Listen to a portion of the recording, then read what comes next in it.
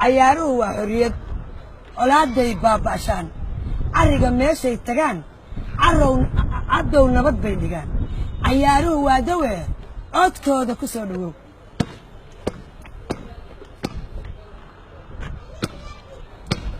waxaan u mahadcelinayaa aad u qiimeynaya oo aad u sharfiya